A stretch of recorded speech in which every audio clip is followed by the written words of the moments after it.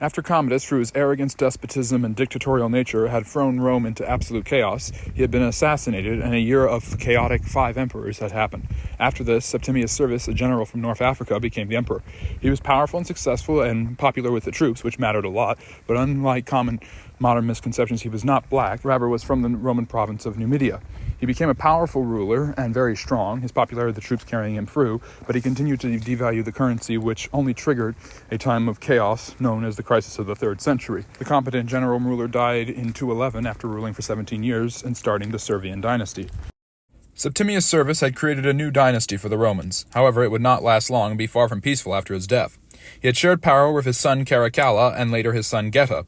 When Caracalla succeeded his father in 211, so did Geta. But Caracalla, who hated Geta, and Geta, who hated Caracalla, could not agree on anything, so, in order to make things easier, Caracalla, despotic and cruel, made sure to murder his brother.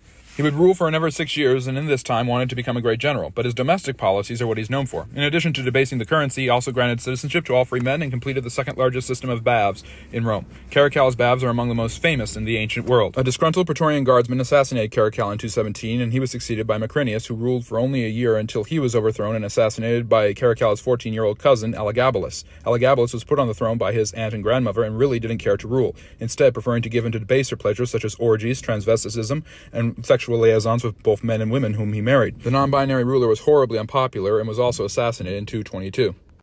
So after Caracalla had been assassinated, after assassinating his own brother Geta, and Macrinius, who assassinated Caracalla, was assassinated by Elagabalus, who was also assassinated by his cousin Servus Alexander, it was time for Servus Alexander to have a long and lengthy reign of 13 years. He had some successes, to be sure, staying on the throne for 13 years, but continually debasing the currency and trying to negotiate with the Germanic barbarians who were tearing the empire apart made him really unpopular, and he was assassinated at just 26 after 13 years, bringing about the crisis of the 3rd century, which nearly destroyed the Roman Empire over the next half-century.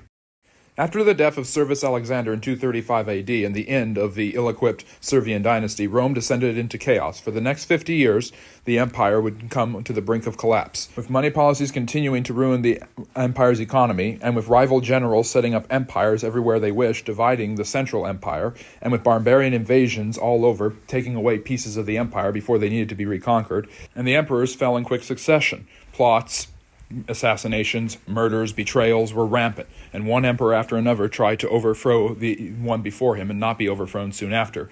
None of them were particularly competent, but two that stand out are Decius, well known because of his persecution of the Christians, but his reign was short. He was quickly overthrown and murdered, like many of the others. And Aurelian, who achieved some of Rome's greatest victories in reconquering the empire and reshaping it in the 270s. If he had not ruled during the midst of an imperial crisis that was 50 years long, and had not ruled for only 5 years, he would be considered one of Rome's greatest emperors and stands as definitely its most underrated. The crisis of the 3rd century had nearly torn the Roman Empire apart and threatened to destroy it completely. Barbarian invasions, inflation, weak rulers, chaos, betrayal, and murder had all spelled disaster for the once great empire. In 284, when the Emperor Carus was killed along with his son, he was succeeded by his local general, Diocletian. Diocletian spent the rest of the decade uniting the empire, defeating rival claimants, and establishing a stronger bureaucracy that could hold Rome together.